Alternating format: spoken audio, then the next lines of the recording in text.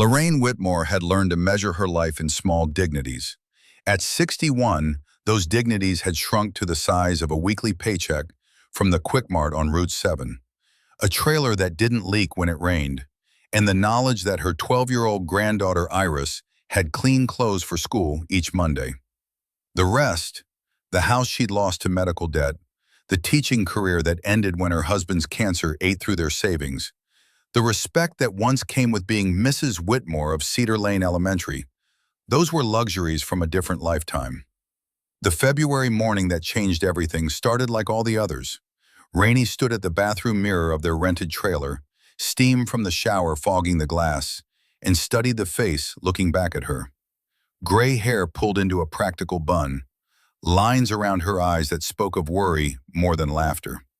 She'd stopped wearing makeup 2 years ago when the choice became mascara or Iris's asthma medication. The medication won every time.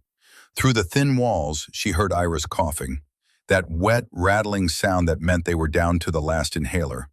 The prescription cost $87. Rainey had $42 in her checking account, and payday was 4 days away. She'd figure something out. She always did. The knock came at 7:15, disrupting the careful choreography of their morning routine. Iris was eating cereal at the fold-down table, backpack already by the door. Rainey was braiding her granddaughter's hair, the kind of grandmother thing she'd never imagined doing at this stage of life. Iris's parents, Rainey's son and daughter-in-law, had died 3 years ago when a semi crossed the center line on I-89. Sometimes Rainey still woke up expecting to hear her son's voice on the phone, asking if they could come for Sunday dinner. The man at the door wore a suit that cost more than Rainey's car. Gray wool, crisp white shirt, burgundy tie. He introduced himself as Marcus Pemberton, attorney at law, and handed her a business card with raised lettering. His BMW sat in the gravel lot like a spaceship that had landed in the wrong solar system. Your sister, Constance Whitmore, passed away 3 weeks ago. I've been trying to reach you. The estate requires your immediate attention. Rainey gripped the doorframe. Connie, dead. Her older sister, who'd been a ghost for 40 years, who sent Christmas cards with no return address, who answered phone calls with careful pleasantries that revealed nothing. The last time they'd spoken was 6 months ago. A brief conversation about nothing, really. Just Connie's voice saying she was fine, everything was fine, she'd call again soon. Pemberton explained while standing in the cold, his breath making clouds. Heart attack. Found in her car at the bottom of a ravine off Mountain Pass Road. Quick, the medical examiner said. She didn't suffer. There'd been a small funeral, just the minister and 2 strangers from town. He'd placed an obituary in the Burlington Free Press, but apparently Rainey didn't read the notices. She hadn't known there was anything to read. Hadn't known Connie lived only 90 miles away. Hadn't known her sister owned property or had assets, or still thought about family enough to leave something behind. The cabin came as a shock. Pemberton pulled out folded documents, pointing to deed transfers and tax records. A 2-story structure on 18 acres in the Adirondacks, technically just over the New York border. Purchased in 1964 under Constance Whitmore's name, maintained through a trust, property taxes paid annually without fail. The whole package was now Rainey's, along with whatever contents remained inside. There was a problem, though. Always a problem. The property tax bill was due in 25 days, $18,400. If unpaid, the county would auction the land to recover the debt. Pemberton mentioned this with the practiced sympathy of someone who delivered bad news many times before. He also mentioned that someone named Harrison Ashford had already expressed interest in purchasing the property. $50,000, cash offer, papers ready to sign. Rainey's hands shook as she took the envelope of documents. Behind her, Iris appeared in the doorway, all curiosity and sharp eyes. The girl had her father's face, Rainey's late son, and sometimes looking at her was like staring into the past and future simultaneously. Pemberton left with a final word of advice. The cabin had been vacant for at least a year, possibly longer. Remote location, no neighbors within 2 miles. If she planned to inspect it, bring tools, and maybe a friend. Iris picked up the property deed, studying the surveyor's map with the intensity she usually reserved for library books. Her finger traced the blue line marking the lake boundary. Aunt Connie had a cabin? Why didn't she ever tell us? Rainey had no answer. Connie had left home at 24, before Rainey was even out of high school. She'd occasionally reappeared for brief visits, a weekend here, a holiday there, but always with an air of someone just passing through. Their mother used to say Connie was searching for something. Their father, less charitable, called her restless. Neither had lived to see what their eldest daughter became, if she became anything at all. The funeral had already happened. There was no grave to visit, Pemberton explained on his way out. Connie had been cremated, ashes scattered somewhere private. The chapel service had been perfunctory. No one spoke about her life because no one there had known her. He tried to find family, had searched for weeks, but Constance Whitmore existed in the world like a shadow, leaving no tracks. That night, after Iris went to bed, Rainey sat in the trailer's cramped living room with Connie's papers spread across the coffee table. The property deed was straightforward enough. The tax bill was terrifying. $18,000 might as well have been $18 million. Her entire savings account held $900, earmarked for emergencies. This qualified as an emergency, except the emergency was 3 times larger than the solution. She could sell. That was the obvious answer. Take Ashford's $50,000, pay the taxes, walk away with $31,000. That was more money than she'd seen in years. Enough to move out of the trailer, enough to get Iris's asthma under control, enough to stop working overnight shifts at a convenience store where drunk college kids threw up in the parking lot and she cleaned it up for $11 an hour. But something stopped her from calling Pemberton back. Some instinct that smelled wrong about a stranger offering money for land, sight unseen. Some curiosity about why Connie had chosen to leave this place to her after 40 years of distance. Some stubborn pride that refused to make a decision out of pure desperation. The phone rang at 11:30 that night, startling Rainey from half-sleep on the couch. Unknown number. She almost didn't answer, then remembered that unknown numbers sometimes meant Iris's school or a problem that needed immediate attention. The voice on the other end was male, smooth, confident. It introduced itself as Harrison Ashford and apologized for the late hour. He'd heard about her inheritance, wasn't it fortunate? And wanted to reiterate his offer personally. $50,000 was generous for that particular property. Remote location, aging structure, significant maintenance costs. He'd owned development property in the area for years and knew the market. This was a fair deal, perhaps even charitable. Rainey's grip tightened on the phone. How did he get her number? Pemberton wouldn't have given it out without permission. Ashford laughed, a sound like polished stones clicking together. Small town, word travels. He'd simply made a few calls. She should come see the cabin first, she told him. Make an informed decision. A pause then. Of course. But the tax deadline was approaching. He'd hate for her to lose the property to auction. His offer would remain open for 1 week. After that, well, the market shifted. He had other opportunities to pursue. The line went dead before she could respond. Rainey sat in the dark trailer listening to Iris's breathing from the back bedroom and felt the first cold finger of unease trace down her spine. Men who called at midnight with generous offers usually wanted something worth far more than they were willing to pay. She made 2 decisions before falling asleep. First, she'd visit the cabin this weekend. Second, she wouldn't tell anyone about Ashford's call. Not yet. Not until she understood what her sister had really left behind. Saturday morning arrived with freezing rain. Iris insisted on coming, despite Rainey's attempts to leave her with Mrs. Chen from the next trailer over. The girl had inherited her grandmother's stubbornness along with her father's face. She wanted to see where Aunt Connie lived. She wanted to understand why someone she'd met maybe 3 times in her life had chosen to remember them. They took Rainey's pickup truck, a 2003 Ford with rust eating through the wheel wells and a heater that worked intermittently. The drive north took them through White River Junction, then along winding roads that climbed into mountains, still wearing winter's gray face. Patches of old snow clung to the shadows. The sky hung low and heavy, threatening more precipitation. The GPS lost signal 20 minutes before they reached the turnoff. Rainey navigated by Pemberton's written directions, counting mailboxes and driveways until she found the one marked with a faded number on a post that leaned at 45 degrees. The driveway was more concept than reality, two dirt tracks separated by dead grass, climbing steeply through dense pine forest. The truck's undercarriage scraped twice on the way up.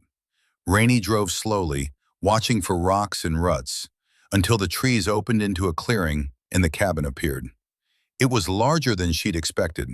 2 stories, dark wood siding weathered to charcoal gray, with a pitched roof and a stone chimney climbing one side.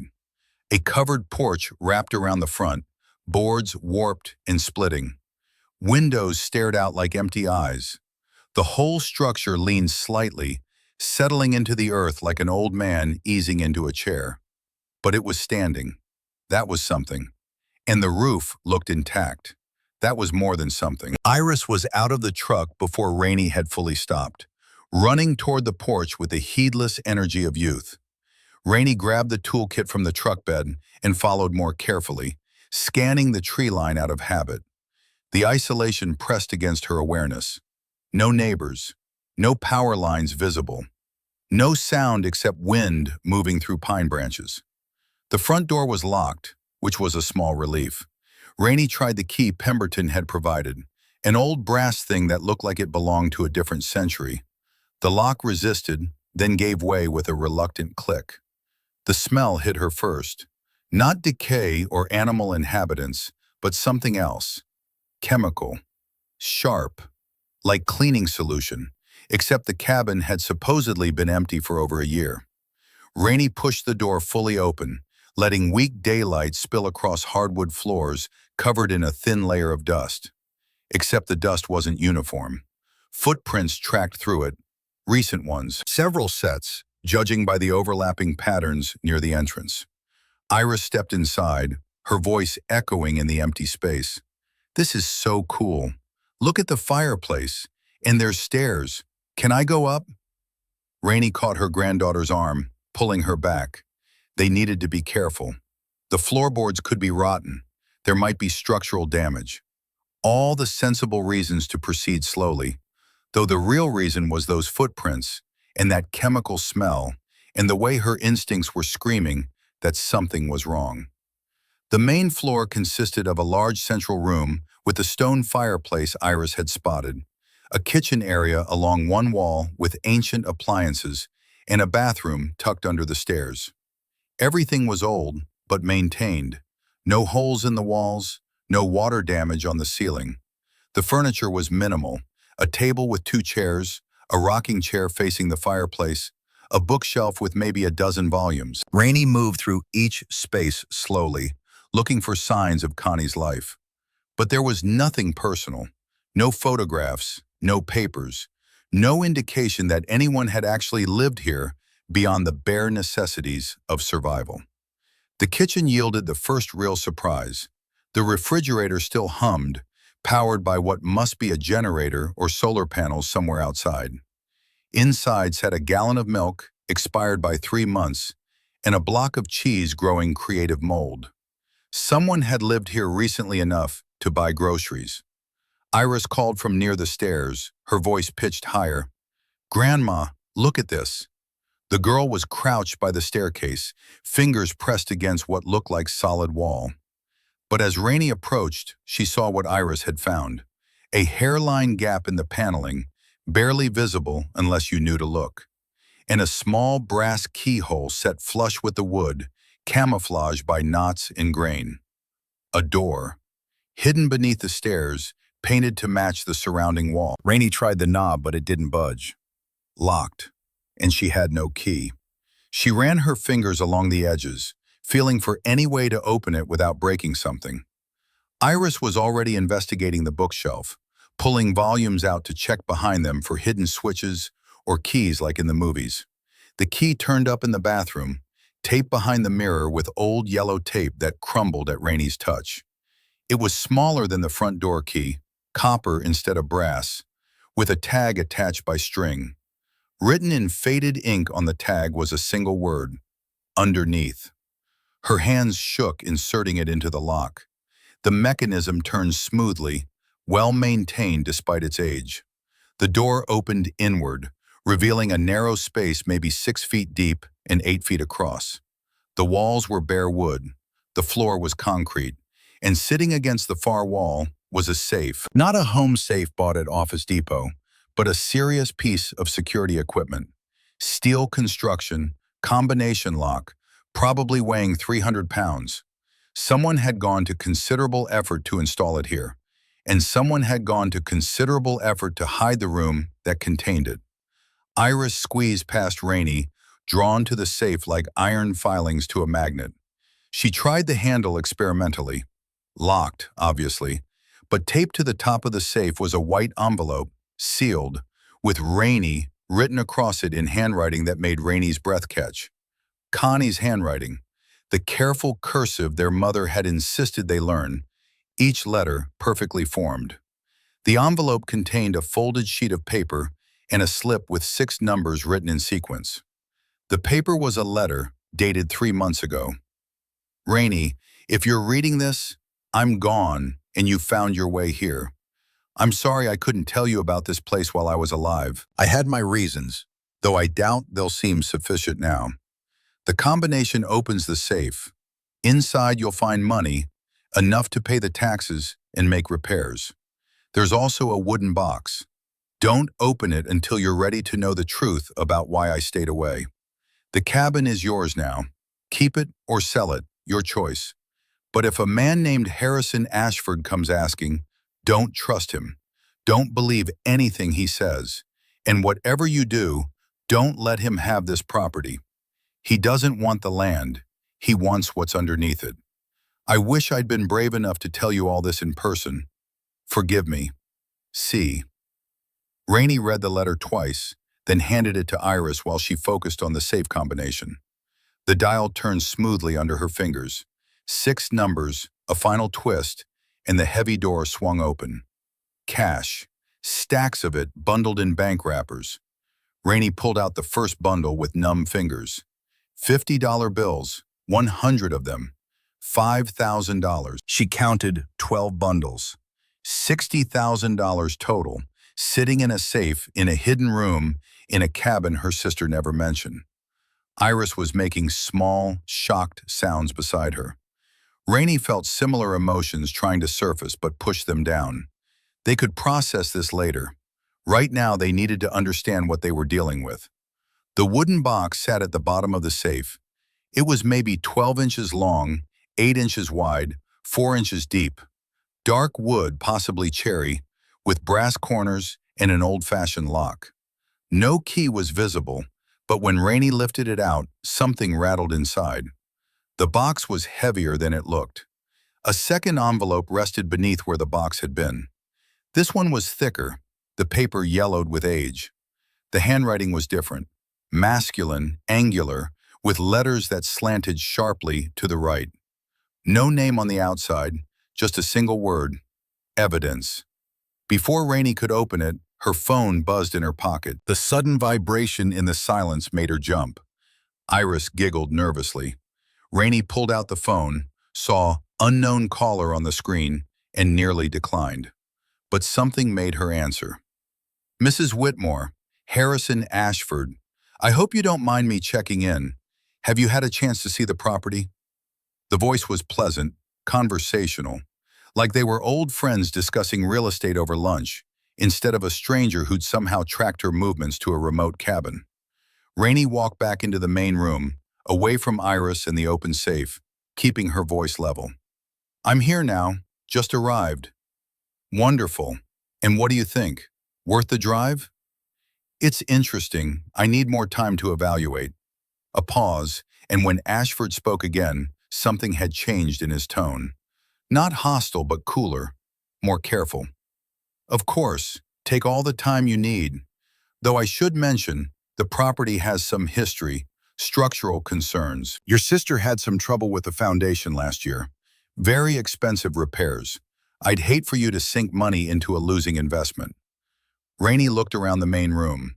The floor was level. The walls were plumb. Whatever foundation issues Ashford claimed existed, she couldn't see evidence of them. I'll have it inspected. Thank you for the concern. Another pause, longer. She could hear something in the background on his end. Voices, maybe. Or traffic. He wasn't alone. Mrs. Whitmore, may I be frank? I've been trying to acquire this land for several years. Your sister was difficult to negotiate with. I'm hoping you'll be more reasonable. I'm prepared to increase my offer to $75,000. That's well above market value. You could walk away today with enough money to change your life. And what would you do with the land? Development. I own several properties in the area. This parcel connects them, makes the whole investment more valuable. Nothing dramatic, just a small resort community. Vacation homes. Good for the local economy. It sounded plausible. It sounded completely reasonable. But Connie's letter sat folded in Rainey's back pocket, the paper warm against her skin. Don't trust him. Don't believe anything he says. I'll think about it. I have your number. $75,000 won't be available long. I have other interests competing for my attention. I'd need an answer by Monday. Today was Saturday. He was giving her 2 days to make a decision that would affect everything. 2 days to walk away from a mystery her sister had died protecting.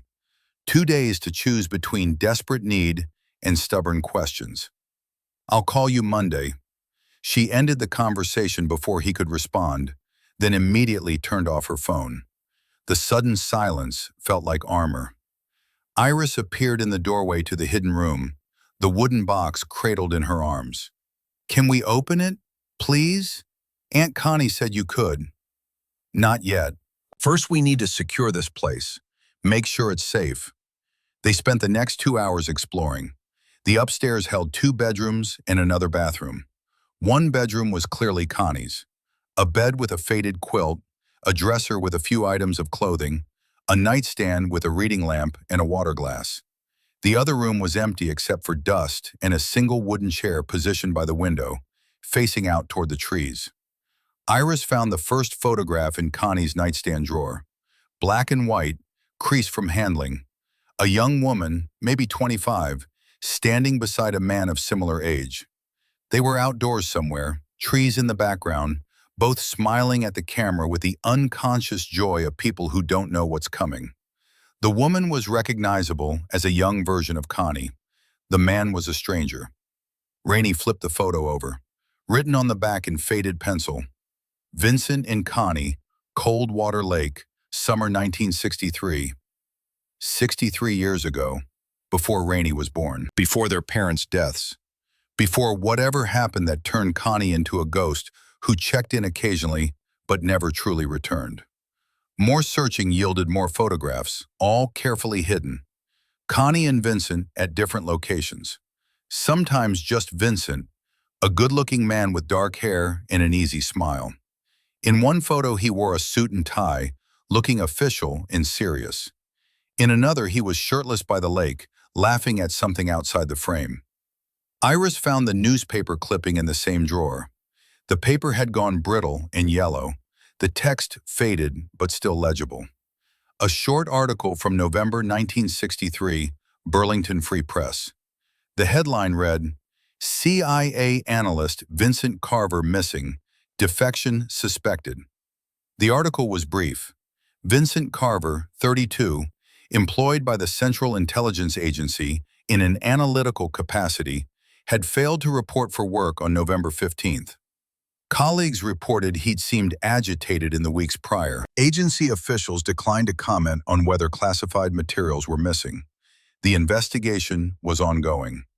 Rainey sat on the edge of Connie's bed, holding the clipping, trying to reconcile this information with the photographs. Her sister had been involved with a CIA analyst who disappeared. No, who allegedly defected. That was the implication. That Vincent Carver had taken secrets and run, probably to Russia or another Cold War enemy. But Connie had never married, never mentioned a serious relationship, never indicated that 63 years ago her life had intersected with someone important enough to make the newspapers. Iris was examining the photo again, her young face serious. Do you think Aunt Connie loved him? The way they're looking at each other, it seems like she did. Rainey didn't have an answer.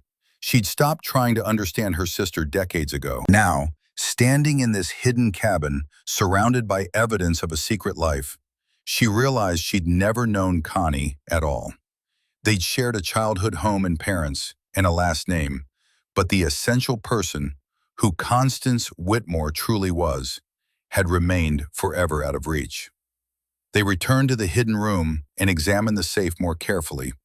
Behind where the cash had been stacked, Rainey found a small leather journal. The cover was worn smooth, the pages inside covered in Connie's handwriting. The first entry was dated June 1963. Met someone today, V. He's different from the other men at the government office where I'm temping. Serious but kind. Asked me to coffee. I said yes. The entries continued through that summer, brief glimpses of a relationship developing, dinners and drives and conversations that stretched past midnight. Vincent worked for an agency he couldn't discuss. Connie understood and didn't ask questions. They were falling in love with the intensity of people whose sense time was limited. The entries from November were different, more frantic. V came to my apartment tonight, terrified, said he'd discovered something at work, something about a program called Blackbird. He kept saying they'd kill him if they knew. I didn't understand, I still don't. 2 days later, V is hiding. He gave me documents, said if anything happened to him, I needed to keep them safe. Show them to someone he trusted at the FBI. But he wouldn't tell me what they proved. Said it was safer if I didn't know. Then nothing for a week, followed by a single entry in November. They found us at the lake. Vincent was shot. I saw him fall. They took his body away. I ran. I've been hiding for 3 days. I think they believe I died too. The newspapers say Vincent defected, but that's a lie. He tried to do the right thing and they killed him. I can't go to the police, can't go home. I'm going to disappear. I'm sorry, Mom. I'm sorry, Rainey. But if I stay, they'll kill everyone I love. The journal ended there, midway through its pages. The remaining paper was blank, as if Connie had closed that chapter of her life and never reopened it. Except she hadn't closed it. She'd bought this cabin, hidden these documents, kept the truth preserved like evidence in amber, waiting for someone to find it. Waiting, perhaps, for this exact moment. For Rainey to stand in this hidden room and understand that her sister's 40-year absence hadn't been about restlessness or selfishness. It had been about survival. Iris was crying quietly, tears tracking down her young face. She'd read over Rainey's shoulder, absorbing a story of violence and loss that seemed impossibly far from their life in a Vermont trailer park. Rainey pulled her granddaughter close, feeling the girl's thin shoulders shake. Outside, the winter afternoon was fading into evening. They needed to leave soon if they wanted to navigate the mountain roads before dark. But Rainey found herself reluctant to go, as if leaving would somehow invalidate what they discovered, as if Connie's truth needed witnesses to exist. She carefully gathered the journal, the photographs, and the newspaper clipping, placing them back in the safe along with most of the cash. She kept $5,000, enough to pay the property tax and buy time to think. The wooden box she carried with them, still locked, still rattling with unknown contents. They were loading items into the truck when Rainey noticed the tire. Driver's side front, completely flat. Not gradually deflated from a slow leak. This was sudden, deliberate. She crouched beside it, running her fingers along the sidewall until she found the puncture. Clean cut, probably from a knife. Someone had slashed the tire while they were inside. Iris made a small, frightened sound. Rainey stood slowly, scanning the tree line. The forest was dense enough to hide anything. The sun was almost down now, shadows pooling between the pines. She had a spare. That was fine. What wasn't fine was the message. Someone knew they were here. Someone wanted them to know they'd been here. This wasn't coincidence or teenage vandalism. This was intentional intimidation. Changing the tire took 20 minutes. Rainey worked quickly, hands shaking slightly, while Iris sat in the truck with the doors locked. Every sound made Rainey flinch.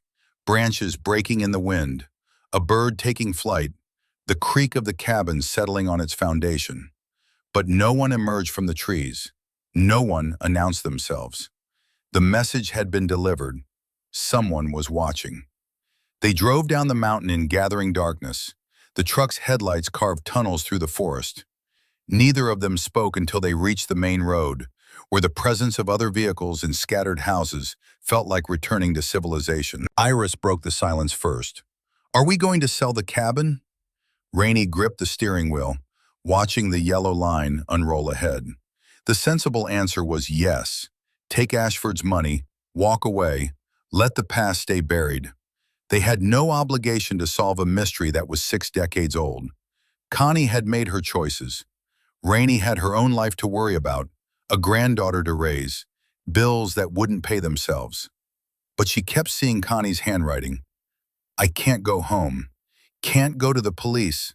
They'll kill everyone I love." Her sister had spent 40 years protecting something. Had died, Rainey was increasingly certain, because that protection had finally failed. The heart attack and accident story felt thinner with each passing hour. Connie had been 68 but healthy. She didn't have a history of heart problems, and the coincidence of her dying just as someone was aggressively pursuing the property was too convenient to accept at face value. "I don't know yet, but I think we need to understand what Aunt Connie was protecting." Back at the trailer, after Iris had gone to bed, Rainey sat at the kitchen table with the wooden box in front of her. The lock was old but sturdy. She could probably break it open with the right tools, but some instinct made her hesitate. Connie had left so many keys hidden in such specific places. This box, too, likely had a key. The question was where. She thought back through the cabin, the rooms they'd searched, the places Connie had hidden things, behind mirrors, in nightstands, taped to surfaces where they wouldn't be accidentally discovered. The answer came to her at 2 in the morning, jarring her from half-sleep at the table. The bookshelf. Iris had looked behind the books, but Rainey hadn't examined the books themselves. She checked tomorrow on their next visit, because there would be a next visit. She was already planning it. Her phone buzzed, a text from an unknown number. "You should accept my offer. The property isn't worth the trouble." No name, but the sender was obvious. Harrison Ashford had moved from calls to texts, from polite offers to vague warnings. The escalation was notable. Rainey didn't respond. She turned off the phone and sat in the dark trailer, listening to Iris's steady breathing from the back bedroom. The responsible thing would be to accept the money. The safe thing would be to walk away. But Rainey Whitmore had spent 2 years being responsible and safe, working overnight shifts and counting pennies and making her world smaller and smaller until it fit inside the walls of a rented trailer. She'd lost her husband, her son, her career, her home. She'd survived through careful choices and controlled risk, and never, ever gambling on anything that might fail. Connie had gambled, had chosen truth over safety, had protected evidence for 60 years even when it meant living in isolation, had believed that some things mattered more than personal comfort. And Rainey, sitting at a cheap table in a borrowed space, realized she was done being small, done measuring her life in small dignities, done letting fear make her decisions. Monday morning, she called Pemberton and told him to file the paperwork transferring the property into her name. She'd pay the taxes from the money Connie left. The cabin was hers now, officially and irrevocably. Then she called Harrison Ashford. He answered on the first ring, voice professionally warm. "Mrs. Whitmore, I trust you've reached a decision?" "I have," The property isn't for sale. Silence stretched across the connection.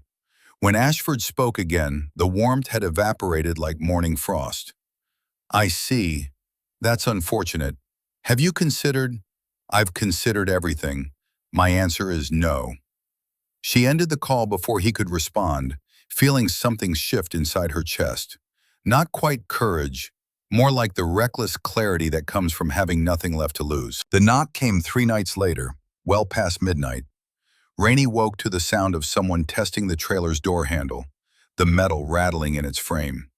She lay frozen in bed, heart hammering, listening to footsteps circle the perimeter. They paused at each window, checking locks, measuring access points. Professional, methodical.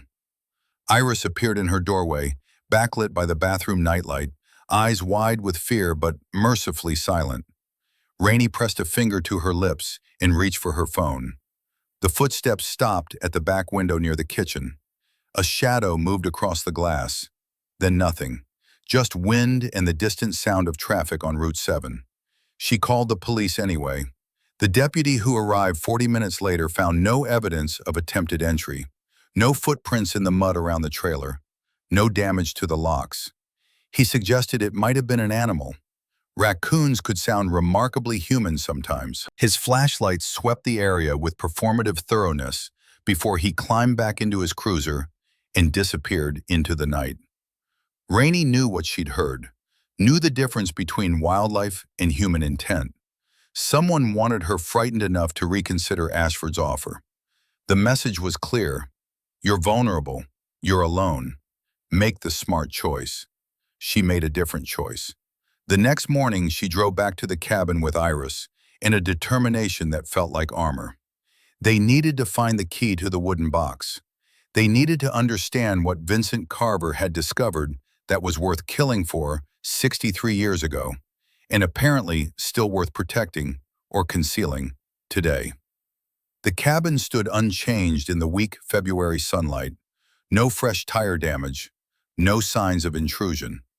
Rainey approached more carefully this time, scanning the tree line before unlocking the door. Inside, dust motes drifted through slanted light. Everything appeared exactly as they'd left it. The bookshelf yielded its secret within 10 minutes. Iris found it, of course, pulling volumes off the shelf one by one while Rainey searched the rest of the room. The girl had a gift for finding hidden things, or maybe just the patience of youth combined with genuine curiosity. The key was taped inside the back cover of a thick volume about Adirondack wildlife, the kind of book meant to sit on shelves looking educational without ever being read. It was smaller than the safe key, brass instead of copper, with delicate teeth designed for a more intricate lock. Rainey held it up to the light, and Iris practically vibrated with excitement. The wooden box sat on the kitchen table where they'd left it. The key slid into the lock with the smooth precision of a mechanism maintained across decades.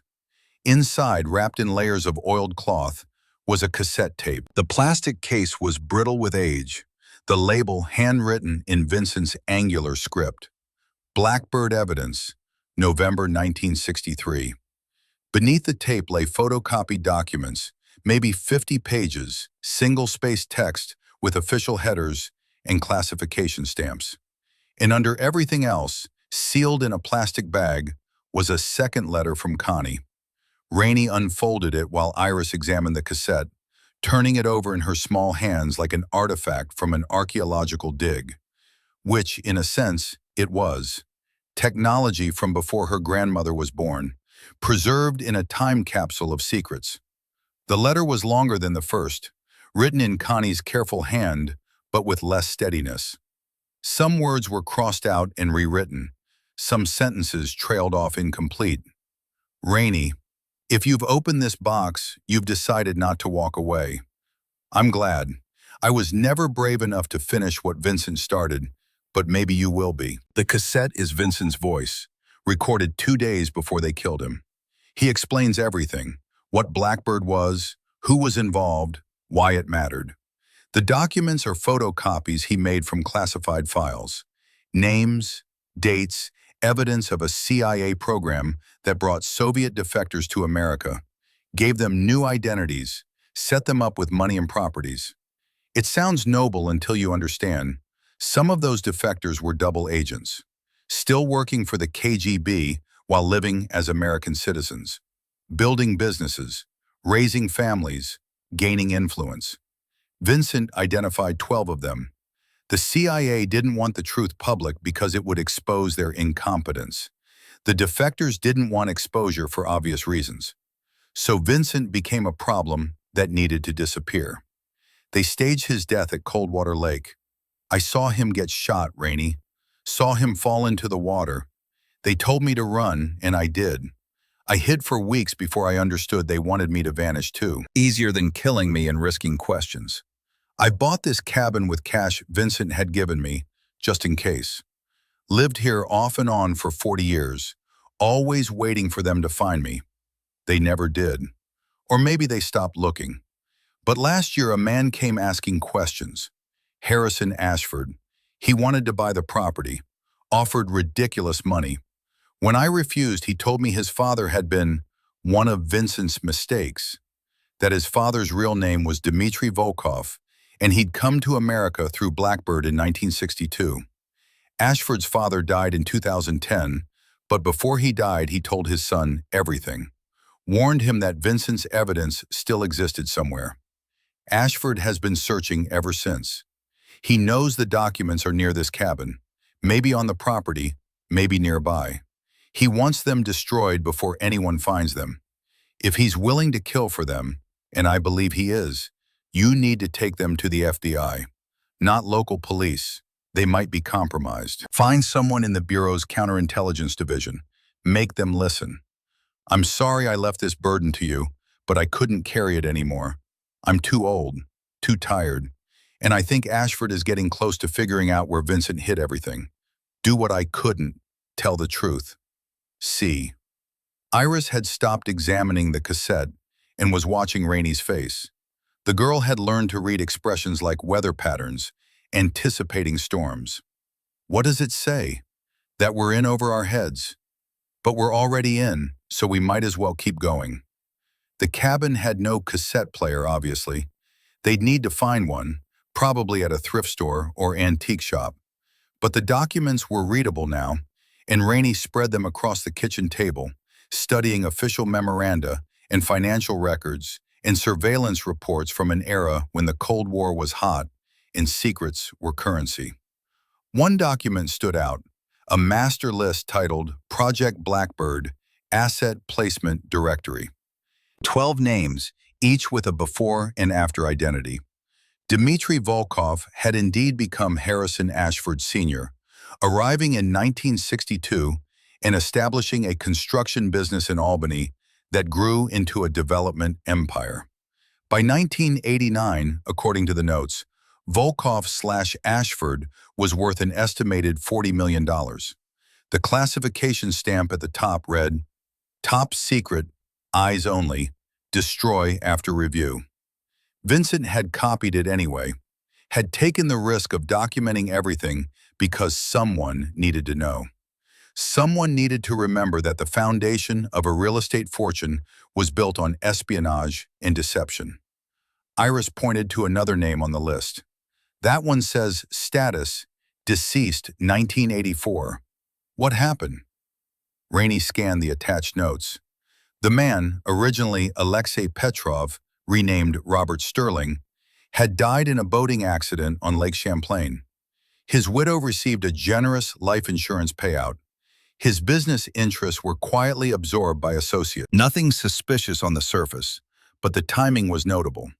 1984 was the same year Connie's journal mentioned someone named David investigating Vincent's case. The same year that investigation apparently ended.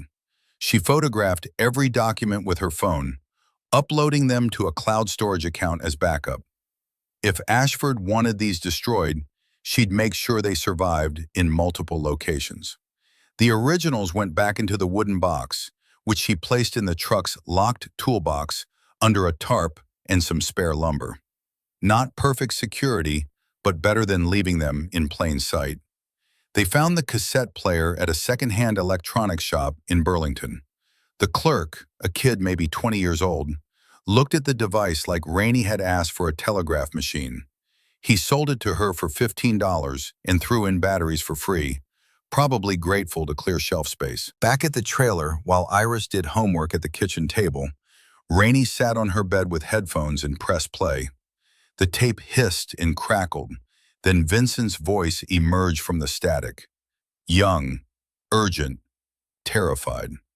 My name is Vincent Carver. I work for the Central Intelligence Agency in the Soviet Analysis Division. This is November 13th, 1963. If you're hearing this, I'm probably dead. 3 months ago, I was assigned to review defector files as part of a routine audit.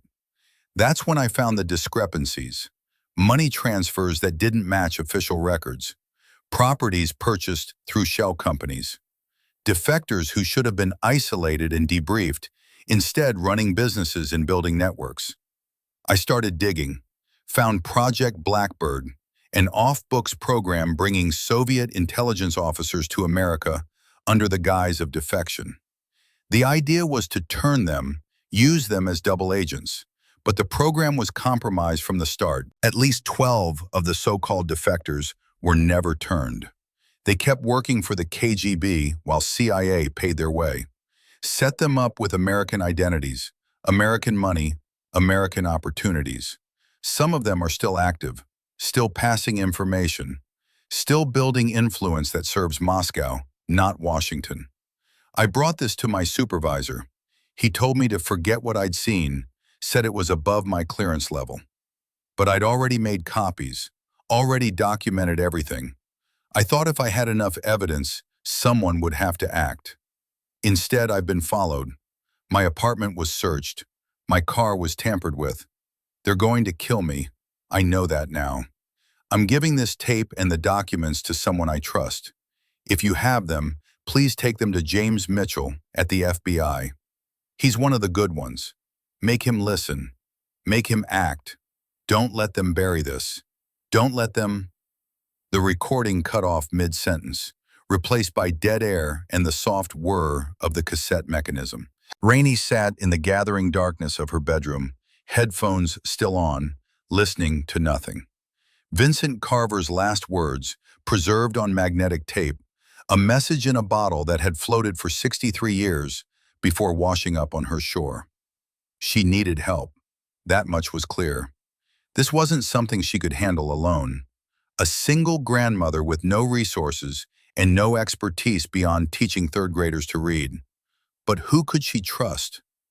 Local police were a non-starter after their tepid response to the Midnight Prowler.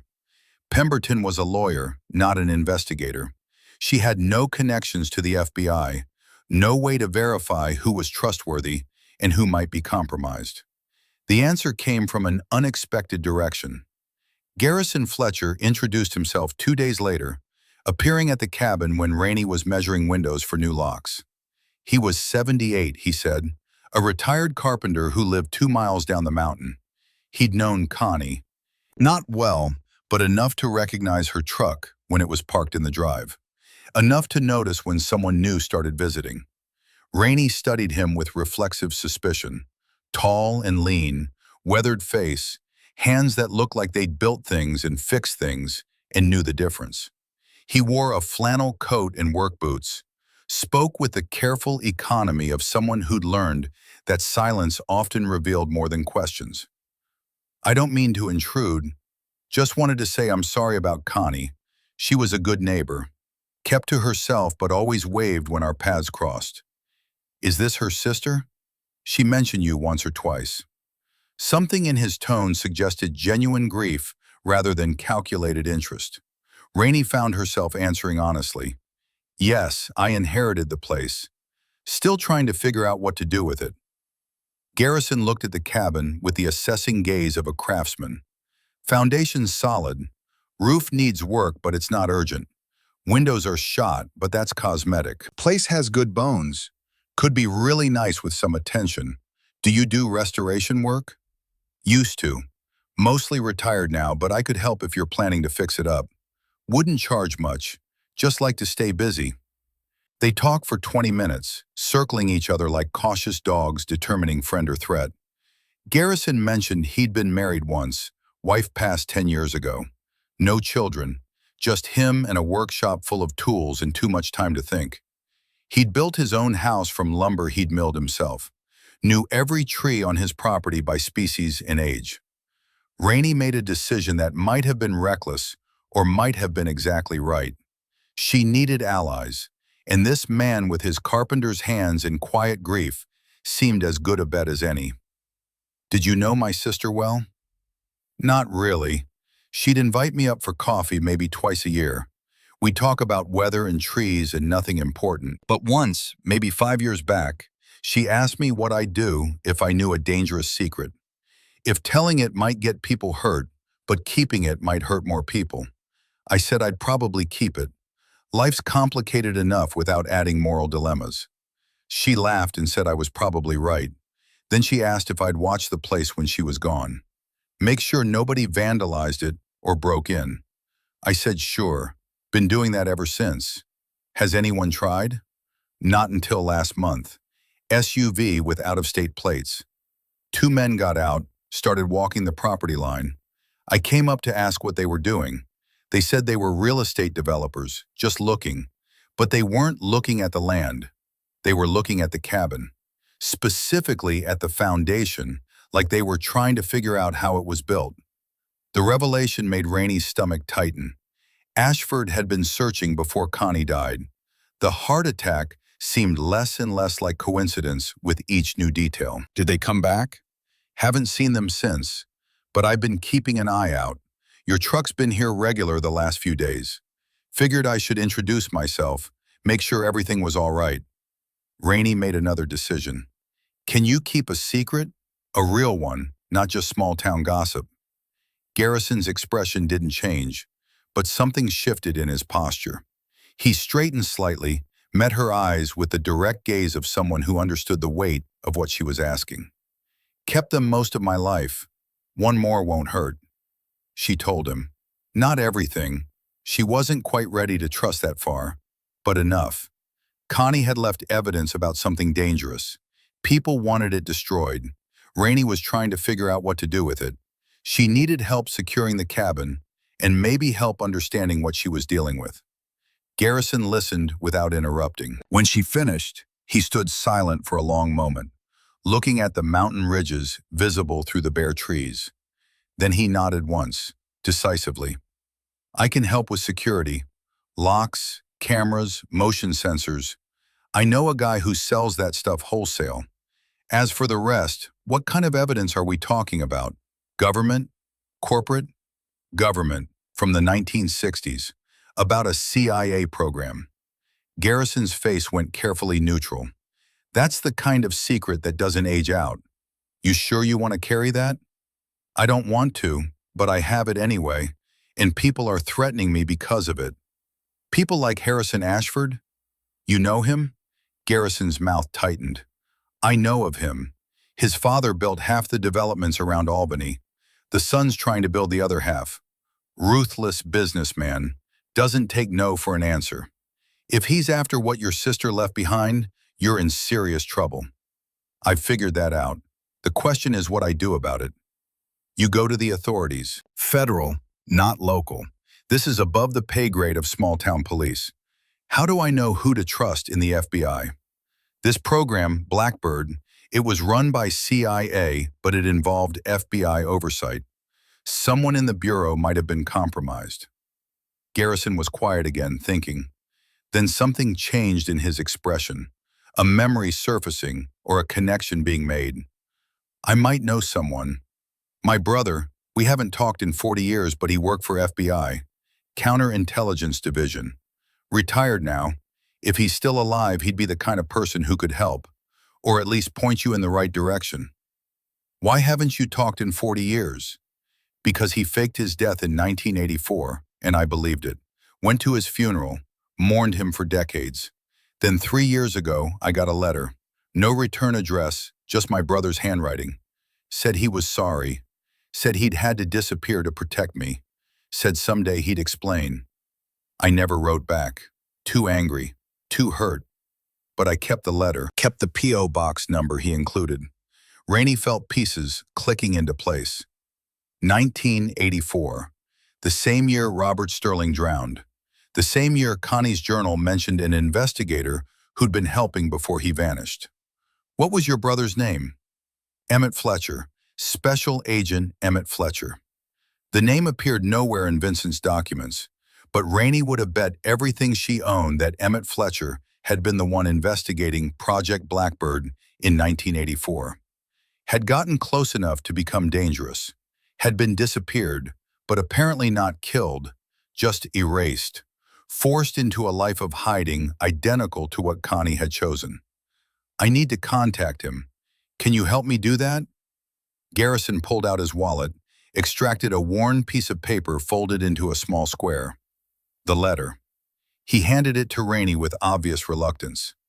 I don't know if he'll answer. Don't know if he can help, even if he wants to. But if what you're dealing with is connected to why he had to vanish, and my gut says it is, then maybe he'll care enough to try. The P.O. box was in Albuquerque, New Mexico. Rainey composed a letter that night, writing and rewriting until the words felt right. She kept it brief, introduced herself, mentioned Connie's death and the evidence she'd left behind, explained that Harrison Ashford was threatening her for documents related to Project Blackbird, asked for guidance on who in the FBI could be trusted with information about Soviet double agents who'd infiltrated America 60 years ago and whose children might still be protecting that secret. She mailed it overnight, then waited. Days passed with no response. Ashford called twice more, each time increasing his offer. 80,000, 90,000. His tone grew sharper with each conversation. The subtext became text. Take the money before something unfortunate happens.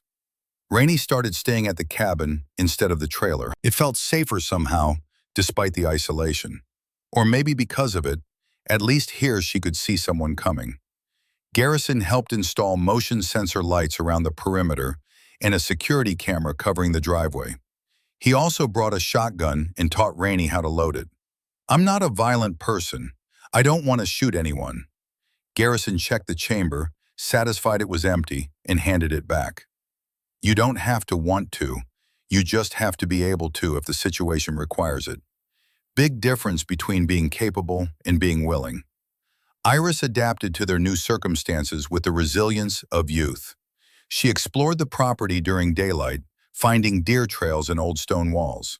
She set up a bedroom in the upstairs room that wasn't Connie's, decorating with items salvaged from the trailer, her books, her clothes, a poster of the periodic table she'd gotten from her science teacher. The cabin began to transform from a repository of secrets into something approaching a home. The response from Emmett Fletcher arrived on the 8th day. Not a letter, but a phone call. Unknown number. Rainey answered with her heart already racing. The voice was gravelly with age, but sharp with intelligence. Mrs. Whitmore, I got your letter. I'm going to ask you some questions and I need completely honest answers. Lives might depend on it, starting with, how did you get my brother's contact information? From Garrison, he told me about you.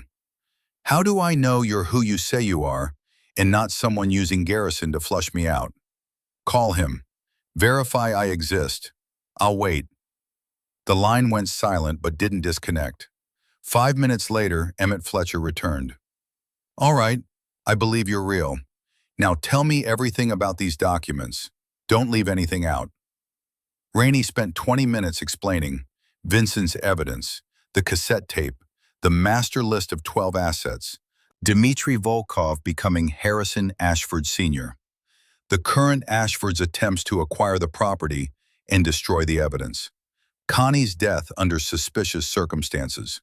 Fletcher listened without interrupting. When she finished, he was silent long enough that she thought the connection had dropped. Mr. Fletcher, are you still there? I'm here. Just processing. I investigated Blackbird in 1984.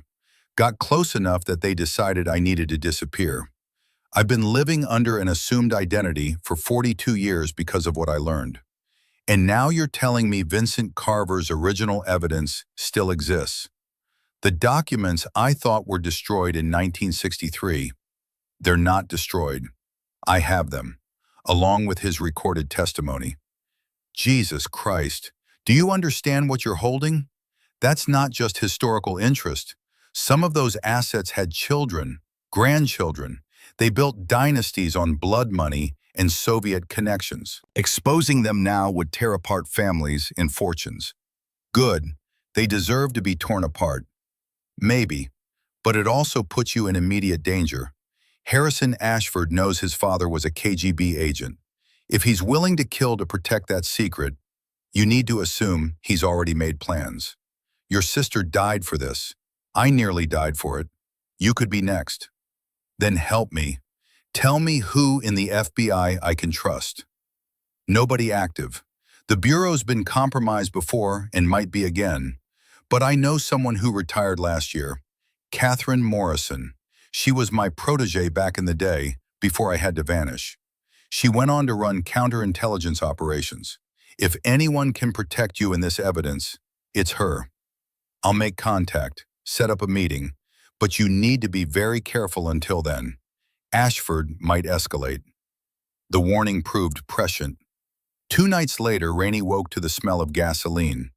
Iris was shaking her shoulder, face pale in the darkness. The girl had gotten up to use the bathroom and seen headlights through the window. A vehicle in the driveway, 2 men getting out. One carrying what looked like a gas can. Rainey grabbed the shotgun and her phone, called 911 first, then Garrison. The dispatcher said police were 20 minutes away. Garrison said he'd be there in 3. Rainey positioned herself at the top of the stairs where she could see the front door, Iris behind her. The sound of liquid splashing against wood carried through the walls. Footsteps on the porch. The front door handle rattled, testing the new lock. A voice outside, muffled but audible. Last chance to reconsider, Mrs. Whitmore. Leave the documents on the porch and drive away. We'll forget this whole thing. Rainey's hands tightened on the shotgun. She'd never pointed a weapon at another human being. Never imagined she'd need to. But standing in her dead sister's cabin with her granddaughter pressed against her back and gasoline soaking the walls, she discovered something about herself. She was capable of violence if it meant protecting Iris. The realization was neither empowering nor frightening, just a fact like gravity or mortality. I've called the police, they're on their way. Laughter from outside. 20-minute response time. We'll be done in 5. Your choice, ma'am. Documents or ashes. Garrison's truck roared into the driveway, high beams flooding the porch. He came out with his own shotgun raised, voice carrying the kind of authority that came from decades of living in places where help was far away and self-reliance was the only option. Step away from the cabin, now. The 2 men turned, caught between Garrison's gun and Rainey's position inside. One raised his hands slowly. The other, younger, more reckless, kept hold of the gas can. We're just delivering a message. No harm intended. The message is delivered. Now leave before I decide to send one back. The standoff lasted maybe 30 seconds, though it stretched subjectively into minutes. Then headlights appeared on the access road, multiple vehicles moving fast. The 2 men broke and ran for their SUV, engine already running. They were gone before the police cruisers completed the climb up the mountain. The responding officers found enough evidence to confirm the attempted arson. Gasoline splashed across the front porch and walls. Burn marks where someone had tested a lighter. Tire tracks in the mud. But no suspects, of course. The men had worn masks. The SUV had dealer plates, reported stolen 3 days earlier from a lot in Albany. Dead end after dead end. Garrison stayed the rest of the night, keeping watch from the porch with his shotgun across his knees. Rainey sat inside with Iris, neither of them sleeping. The smell of gasoline permeated everything. When dawn finally came, pale and cold, through the windows, Rainey made coffee and faced the truth she'd been avoiding. This wasn't going to stop. Ashford would keep escalating until he got what he wanted, or until someone died. The police couldn't protect them. The law moved too slowly. If she wanted to survive this, she needed to go on offense. Needed to take the fight to him instead of waiting for the next attack. She had Vincent's evidence, had Emmett Fletcher's contact with the FBI, had Garrison's practical support and growing determination. What she didn't have was time. Ashford knew she hadn't surrendered the documents despite the arson attempt. He'd try again, and next time he might not offer warnings. Catherine Morrison called that afternoon. Her voice was professional, cautious, revealing nothing until Rainey confirmed details only someone with the real evidence would know. Then Morrison's tone shifted from skeptical to urgent. I need you to bring everything to me. Original documents, the cassette, any notes or journals. I'll meet you in Burlington tomorrow. Federal Building, 3rd floor. Bring a witness you trust. Do not come alone, and do not tell anyone except that witness where you're going. Can you protect me? My granddaughter? Because right now we're targets, and I don't see that changing. If what you have is authentic, I can put you in protective custody, get you somewhere safe while we build a case. But I need to verify the evidence first. Too many times I've chased ghosts because someone thought they had smoking guns that turned out to be cap pistols. Rainey understood caution, appreciated it even, but Morrison needed to understand something too. Special Agent Morrison. My sister died for this. Men tried to burn my cabin down with my 12-year-old granddaughter inside. If I'm bringing you 63 years of evidence about Soviet infiltration, you're going to do more than verify it. You're going to act on it, because I didn't survive this long just to watch the FBI file it away as interesting history. There was a pause, then Morrison's voice came back harder, more respect in it. Mrs. Whitmore, if the evidence is what you say it is, I will personally ensure it gets acted on. You have my word. Now bring it to me before Harrison Ashford decides burning down buildings is too subtle. The meeting with Catherine Morrison never happened. Rainey woke at dawn to prepare for the drive to Burlington, but her phone was already ringing. Garrison's voice came through tight with urgency. Don't come to the cabin. They hid it last night, broke through the back door around 3 a.m. I scared them off, but they got inside, tore the place apart. Her chest constricted. The documents, the wooden box. She'd hidden them in the root cellar beneath the kitchen, covered by a false floor Garrison had helped install. But if they'd had hours to search, the cellar's untouched. I checked first thing. Your hiding spot held, but they destroyed everything else. Furniture smashed, walls torn open, floorboards pried up. They weren't subtle. This was the escalation Morrison had warned about. Ashford moving from threats to direct action, burning through whatever patience he'd been maintaining. Rainey felt the familiar weight of decision pressing down. Run or fight. Surrender or escalate. Can you get the documents? Bring them to Burlington yourself? I'm supposed to meet the FBI agent at 10. Already loaded in my truck. I'll be there. Where exactly? She gave him the address, then spent 20 minutes explaining to Iris why she couldn't come to this meeting. The girl protested with the fierce logic of youth. She'd been part of this from the beginning. Why exclude her now? But Rainey held firm.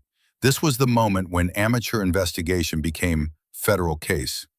When their small story connected to larger machinery that ground slowly but thoroughly. Iris would stay with Mrs. Chen at the trailer park, somewhere Ashford had no reason to look. The drive south took 90 minutes through country that seemed determined to match Rainey's mood. Gray sky, bare trees, everything waiting for a spring that felt impossibly distant. She kept checking her mirrors for tails, seeing threats in every vehicle that stayed behind her too long. Paranoia and vigilance had become indistinguishable. The federal building in Burlington was granite and glass, designed to project authority without warmth. Rainey cleared security, surrendered her phone to a locker, and was escorted to a third-floor conference room where Catherine Morrison waited. The FBI agent was 45, black hair pulled back severely, wearing a pantsuit that suggested she'd been at work since before dawn. Her handshake was firm, her gaze assessing. "Mrs. Whitmore, thank you for coming. Where are the materials?" "My associate is bringing them. He'll be here shortly." "Associate? You mean Garrison Fletcher?" Rainey's surprise must have shown because Morrison's expression softened fractionally. "Emmett Fletcher contacted me yesterday, filled me in on the family connection. I've been read into the 1984 investigation, what little record exists. Your friend's brother was thorough, almost got himself killed for it. Did you know him?" "Emmett?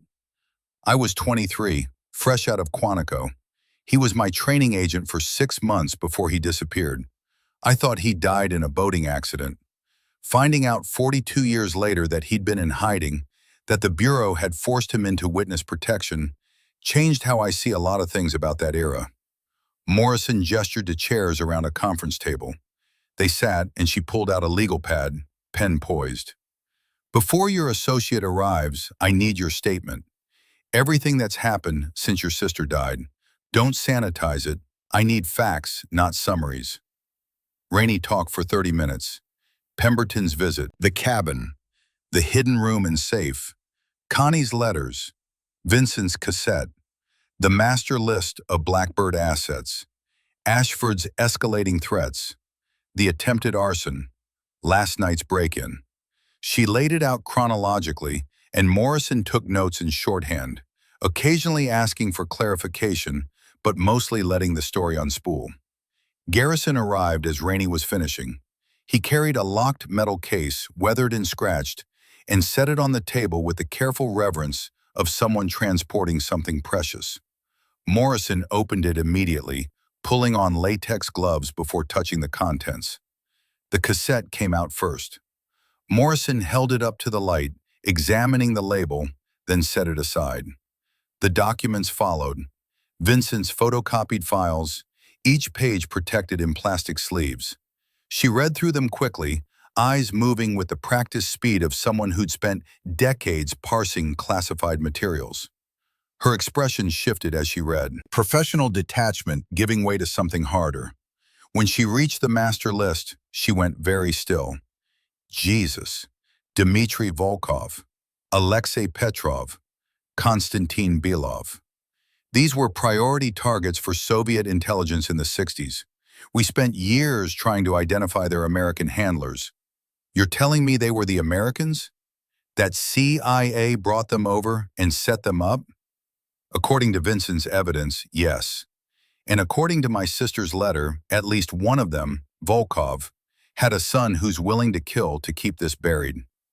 Morrison pulled out her phone, scrolled through something, then showed Rainey the screen. A photograph of Harrison Ashford at some charity gala, shaking hands with a state senator. Silver-haired, expensive suit, smile that didn't reach his eyes. "This is the man threatening you?" "That's him." Morrison set down her phone and leaned back, fingers steepled. "Mrs. Whitmore, you've brought me evidence of one of the most significant counterintelligence failures in American history. If this is authentic, and preliminary review suggests it is, we're talking about a penetration that shaped decades of Soviet operations. The question is, what to do about it now? Most of these men are dead. Their crimes are beyond statute of limitations. Their intelligence value is historical at best. But their children aren't dead.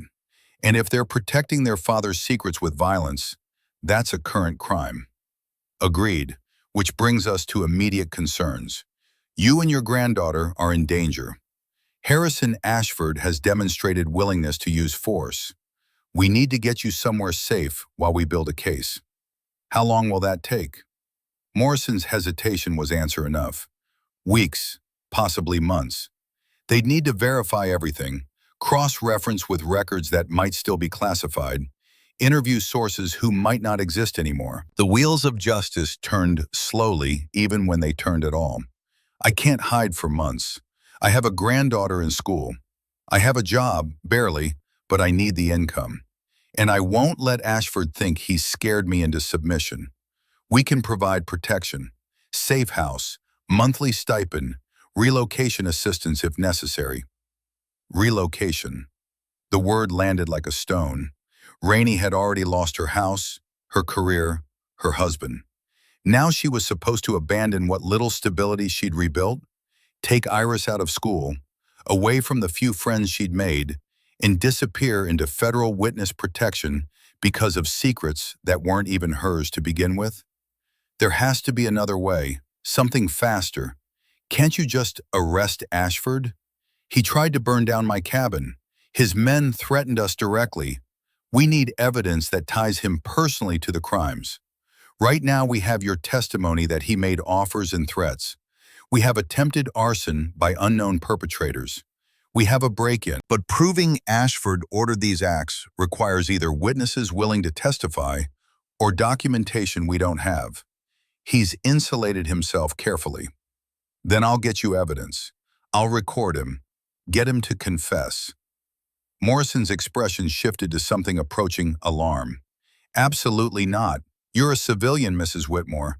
If you attempt to gather evidence and something goes wrong, you could get killed. Worse, you could contaminate the investigation and make it impossible to prosecute him later.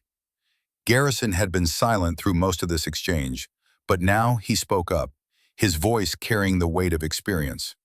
What if she doesn't do it alone? What if she has backup? Professional backup. Morrison turned to him, eyebrows raised. You're 78 years old.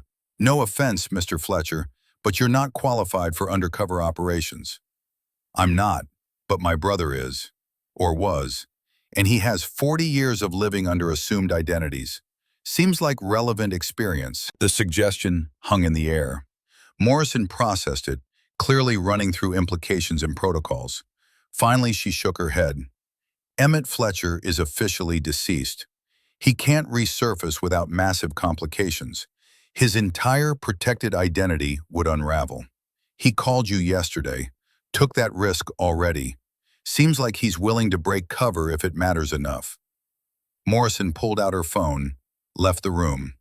Rainey heard her voice through the door, sharp, insistent, though the words were muffled.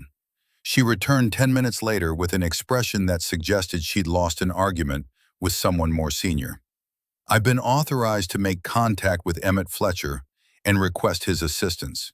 If he agrees, and that's a significant if, we can potentially wire Mrs. Whitmore for a meeting with Ashford, get him talking, see if he incriminates himself. But this is extremely dangerous, and I want it on record that I advised against it. Noted. When do we start? Not we, you, singular. If we do this, you meet Ashford alone. Act like you're reconsidering his offer. Nervous about the FBI. Willing to make a deal. Meanwhile, you're recording everything. We'll have agents nearby, but not visible. The goal is to get him confident enough to discuss specific crimes. The arson, the break-in, maybe even your sister's death. And if he decides to kill me instead of talking, then the nearby agents intervene. But I won't lie, there's a window where you'll be vulnerable. That's why this is your choice. I'm not ordering it. I'm not even recommending it.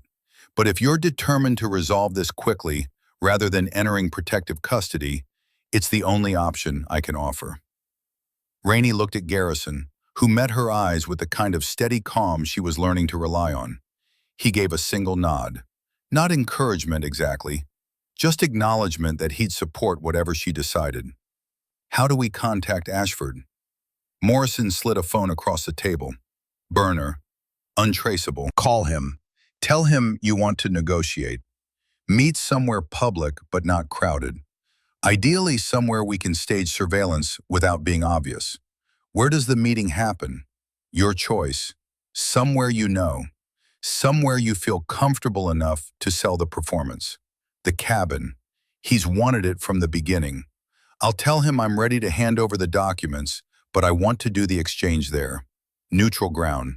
My territory. Morrison considered, then nodded slowly. Actually smart.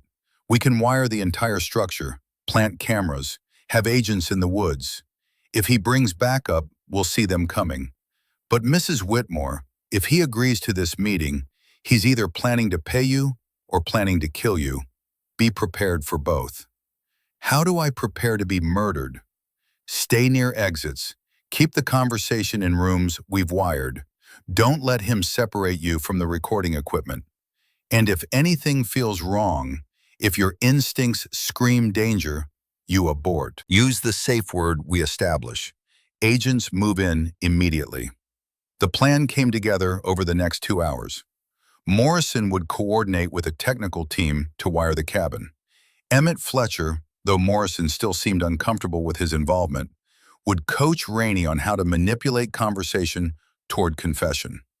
Garrison would be positioned in the woods with a dedicated radio, backup to the backup. They set the meeting for the following afternoon, barely 24 hours away. Tight, but Morrison said her team could wire the cabin by morning if they worked through the night. Rainey called Ashford from the burner phone, and he answered immediately as if he'd been waiting. "Mr. Ashford, this is Lorraine Whitmore. I think we should talk." A pause, careful. "I'm listening. I've had time to think about your offers, about what happened to my cabin, about whether fighting this is worth what it's costing me. And you've reached a conclusion?" "I'm scared. My granddaughter is scared. The FBI came asking questions, but they can't protect us. They said I should enter witness protection, but that's not a life. Running forever. So maybe there's a middle ground." She could almost hear him smiling. "I'm pleased you're being reasonable. What kind of middle ground did you have in mind?" "I give you the documents, all of them, the originals Vincent left behind. In exchange, you leave us alone. No more threats, no more violence. We disappear from your life, and you disappear from ours. That's acceptable." "Where and when?" "The cabin. Tomorrow afternoon, 2 o'clock. I want to do the exchange there. My sister's place. Feels right somehow." Another pause, longer. He was calculating, weighing whether this was genuine or trap. "Tomorrow is very soon. I'd need time to arrange funds. I don't want money, just safety, just peace. You get what you've been looking for. I get to raise my granddaughter without looking over my shoulder." The silence stretched until Rainey thought she'd pushed too hard, revealed the deception through sheer desperation. Then Ashford's voice returned, smooth and satisfied. 2 o'clock. I'll come alone. You do the same. No lawyers, no witnesses. Just 2 people resolving a misunderstanding. "Agreed. See you then." She ended the call before he could add conditions. Morrison had been listening on speaker, and now she nodded approval. "Good. You sold it. He thinks you're broken. Thinks he's won. That's the psychological state we want him in, confident enough to talk freely." The next 24 hours blurred together. Morrison's technical team descended on the cabin, installing pinhole cameras and microphones with the efficiency of people who'd done this countless times. They wired the main room, the kitchen, the upstairs bedrooms, put repeaters in the woods to ensure signal strength, tested everything twice, then tested again. Emmett Fletcher arrived the evening before the meeting, and Rainey finally met the man whose ghost had haunted this entire investigation. He was 80, but carried himself younger, lean and alert, with eyes that missed nothing. He looked enough like Garrison that their relation was unmistakable, though Emmett's face had been weathered by different winds. Decades of hiding, decades of watching over his shoulder. The brothers' reunion was awkward and brief. Emmett offered apology. Garrison offered grudging forgiveness. They didn't embrace, but they shook hands, and that seemed sufficient for men who'd spent 40 years thinking the other was dead. Before turning to the work ahead, Emmett looked at his brother directly for the first time. "I stayed hidden because I thought it kept people safe, kept you safe. But Catherine told me about the arson, about the little girl nearly dying. That's when I understood. Sometimes hiding is just another word for abandoning. Connie fought this fight alone for 60 years. I won't let her sister do the same." Garrison's jaw tightened, but he nodded once. Acceptance, if not quite forgiveness. Emmett turned his attention to Rainey with the focus of a teacher assessing a new student. "Mrs. Whitmore, you've never done this before. That's obvious and not a criticism, but we need to prepare you for what's coming. Ashford will test you. Look for inconsistency. Push boundaries to see if you break character. Your job is to stay in role. Frightened civilian who's decided survival matters more than principles. I'm not sure that's acting. Part of me does want to just give him everything and make this stop. Good, use that truth. The best lies are built on authentic emotion, but layer it. You're scared, yes, but also angry, resentful. You didn't ask for this burden. Your sister dumped it on you and now you're paying the price. Let him see that anger. It makes the surrender more believable. They rehearsed scenarios. Emmett played Ashford, aggressive, probing, shifting between charm and intimidation.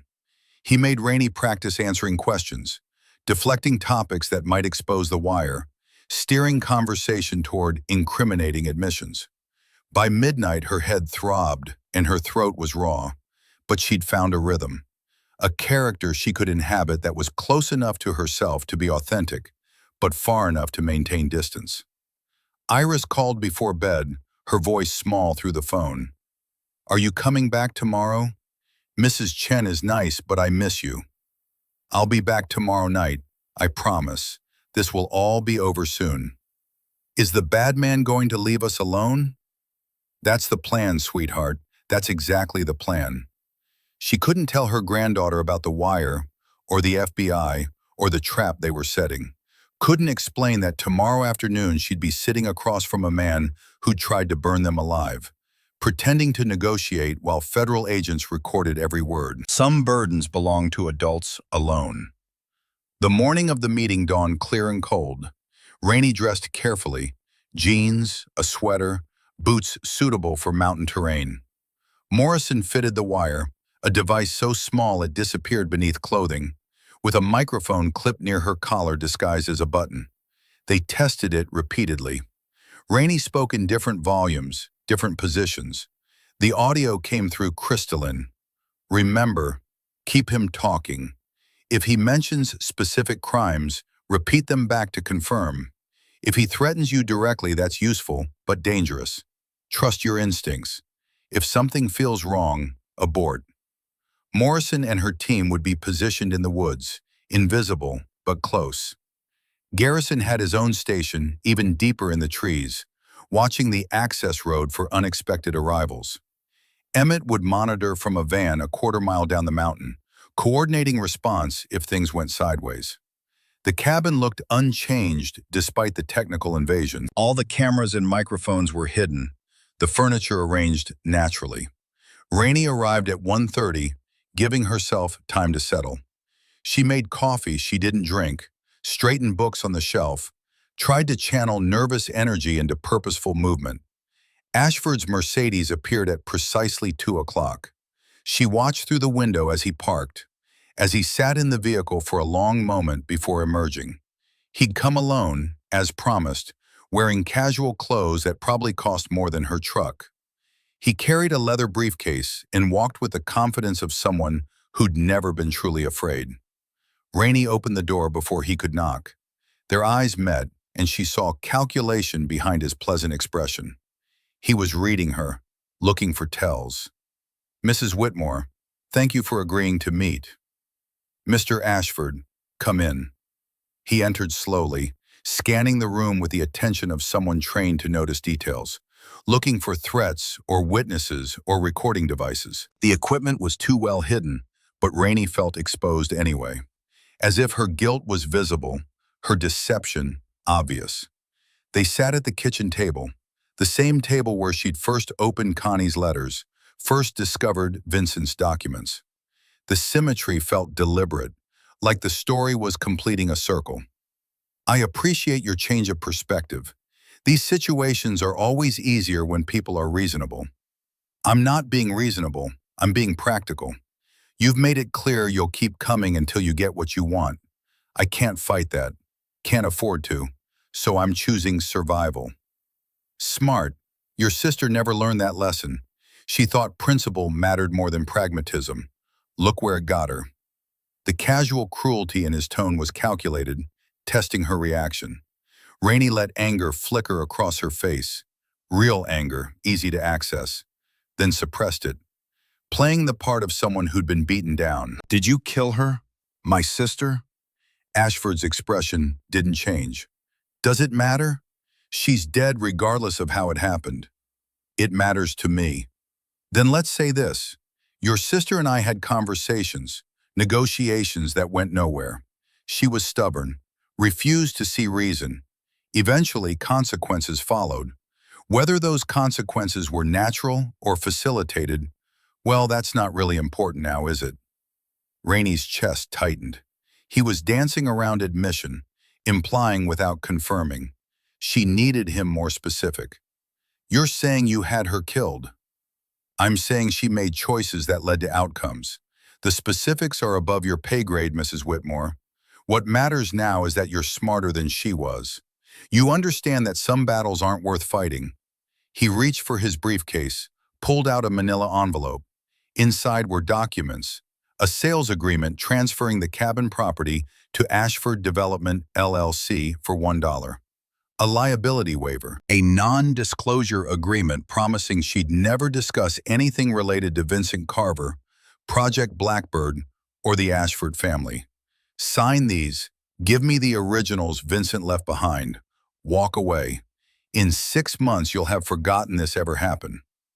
Rainey picked up the documents, pretending to read while her mind raced. Morrison wanted specifics, wanted Ashford to describe crimes in detail. She had to push harder. "What happens if I refuse? If I decide to keep the documents after all?" Ashford's pleasant expression hardened. "Then you'd be making the same mistake your sister made, and we've established where that leads. To accidents that aren't really accidents? Like her car going off the road?" "Precisely. Though next time it might be different. Fire is very effective, especially in older structures like this cabin, with you inside, with your granddaughter." The threat was explicit now, recorded for federal prosecutors, but Rainey felt ice in her veins. He'd mentioned Iris. Crossed the line from abstract danger to specific targeting. Morrison had said to abort if anything felt wrong, and this felt catastrophically wrong. Before she could use the safe word, Ashford's phone buzzed. He glanced at it, and something shifted in his expression. He stood abruptly. "Excuse me, I need to take this outside." He walked onto the porch and Rainey watched through the window as he paced, phone pressed to his ear. His body language changed, tension in his shoulders, sharp gestures. When he returned, the mask of civility had cracked. "We have a problem. My associate, let's call him my insurance policy inside the bureau, just informed me that FBI agents have been asking questions about my father, about his immigration history, about business dealings in the 1960s. Seems someone's been sharing Vincent Carver's fairy tales. You wouldn't know anything about that, would you?" Rainey's throat went dry. Someone had tipped him off. Someone inside the investigation, or someone watching it from outside. The trap had been compromised. "I don't know what you're talking about. I came here to make a deal." "You came here to set me up. You're working with the FBI, probably wearing a wire right now." He moved faster than she expected for a man in his 60s, grabbed her arm, yanked her from the chair. His hands patted her down, efficient and invasive, until he found the microphone clipped near her collar. He tore it off, crushed it under his heel. "Stupid. You're all so incredibly stupid. Did you think I'd walk into this without insurance? Without knowing every move you'd make?" Rainey pulled away, backing toward the door. The agents would be moving now, responding to the audio cutting out. But they were 200 yards away through dense woods. Ashford was here now, blocking her exit, fury replacing calculation in his eyes. You couldn't just take the money, couldn't just disappear, had to play hero like your sister. "Well, let me tell you what happens to heroes, Mrs. Whitmore. They burn, just like this cabin is about to burn. And you'll burn with it." He pulled something from his coat pocket. Not a gun, a road flare, the kind kept in emergency kits. He struck it and red flame erupted, brilliant and choking. He tossed it toward the couch and the old fabric ignited instantly. Dry wood and 60 years of accumulated oils. The cabin was tinder waiting for a match. Ashford moved toward the door, and Rainey made a decision. She grabbed the cast iron skillet from the kitchen counter, a weapon of opportunity, and swung hard. Connected with his shoulder instead of his head. He stumbled, cursed, recovered. His fist caught her across the face, and she went down, tasting copper. The cabin was filling with smoke. Fire crawled up the walls, across the ceiling. Rainey tried to stand, but her balance was gone, head ringing. Through the haze, she saw Ashford at the door, looking back with something that might have been regret or might have been satisfaction. Then he was gone, door slamming shut. She crawled toward the exit, but heat drove her back. The front of the cabin was fully engulfed. The stairs were blocked. Her only option was the back door, if she could reach it before smoke overcame her. She pulled her collar over her mouth and nose, tried to stay low where the air was clearer.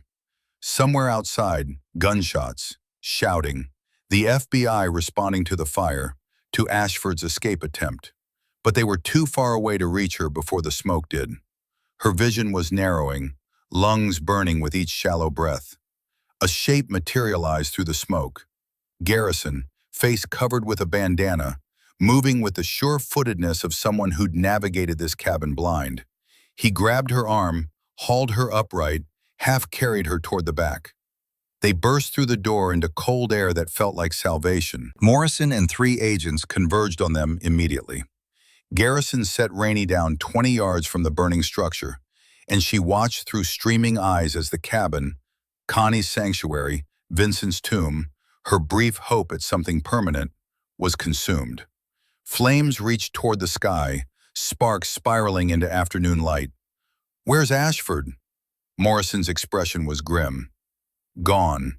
He had a vehicle staged on the secondary access road, the old logging trail. We'd focused surveillance on the main driveway. Classic misdirection, and we fell for it. By the time we repositioned, he was already 2 miles down the mountain. We have units pursuing, but he's had a 10-minute head start, and he knows these roads better than we do. He confessed. Before he started the fire, he confessed to my sister's death, to the threats.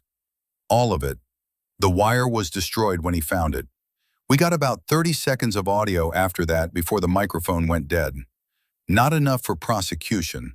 We need him in custody to make this work, and right now, he's in the wind. Rainey sat on frozen ground, watching smoke rise, and felt something break inside. They'd failed. Come so close to justice only to have it slip away. Ashford would run, would disappear into whatever networks wealthy criminals use to evade consequences. The evidence would be used or buried or lost in bureaucratic procedure, and she'd be left with nothing, not even the cabin that had started this entire chain of events. Emmett appeared through the trees, breathing hard from the run up the mountain. He took in the burning cabin, his brother's soot-stained face, Rainey's blank expression. When he spoke, his voice carried decades of experience with failure and persistence. He'll surface. Men like Ashford always do.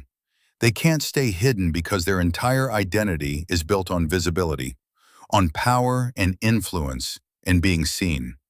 We find where he's gone and we bring him back. This isn't over.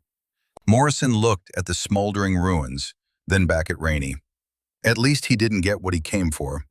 The original documents are in my evidence locker in Burlington. Your digital backups are in the cloud. Vincent's testimony is recorded and cataloged. Ashford destroyed a building, but he didn't destroy the truth. That's still intact. Rainey felt something unknot in her chest. Not relief exactly, not victory, but the confirmation that Connie's 60 years of sacrifice hadn't burned away in 30 minutes of flame. The cabin can be rebuilt. The evidence can't be undestroyed. We won what matters.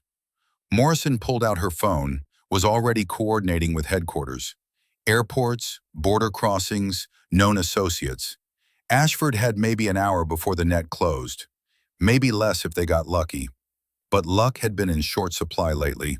And as Rainey watched the cabin collapse in on itself, roof beams crashing down in explosions of sparks, she wondered if maybe Emmett was wrong. Maybe some men did escape. Maybe some crimes went unpunished. Maybe the world was less just than people wanted to believe.